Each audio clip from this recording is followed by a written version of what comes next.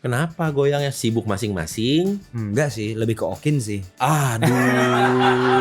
Saya fair-fairan aja Lurus ya. banget lagi. Nico Al-Hakim atau Okin akhirnya memberikan klarifikasi terkait pernyataan rekannya Onadio Leonardo.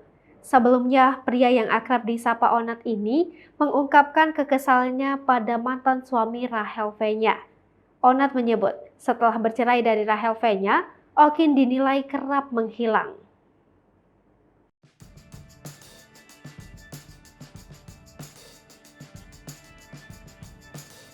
Hingga disebutkan Okin selalu menghabiskan waktu untuk dunia malam pasca cerai. Kondisi itu menurut Onat membuat band yang mereka rintis Leon goyah.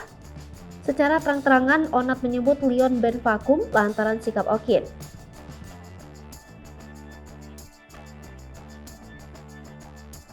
Okin pun mengaku sempat melihat video Onat tersebut lantaran banyak warganet yang menunjukkannya. Kini ayah dua anak ini akhirnya memberikan klarifikasi terkait tudingan Onat.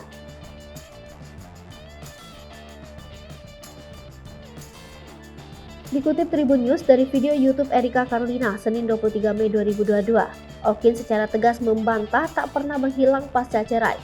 Kepada Erika Carlina, Okin lantas menunjukkan bukti chat di grup WhatsApp-nya. Ia pun membacakan beberapa pesan yang sempat ia kirim kepada teman-teman bandnya. Kemudian Okin turut menjelaskan sempat membuat lagu baru untuk Leon Band. Secara tegas ia membantah tudingan Onat yang menyebutnya tak ada kabar setelah perceraiannya.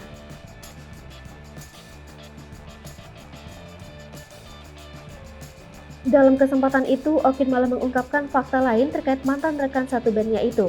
Ia menyebut Onat secara tidak langsung memaksa dirinya untuk membuat konten YouTube terkait perceraiannya.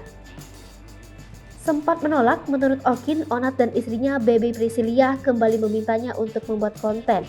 Hingga akhirnya pria kelahiran 1994 ini mengalah dan memenuhi permintaan sahabatnya itu.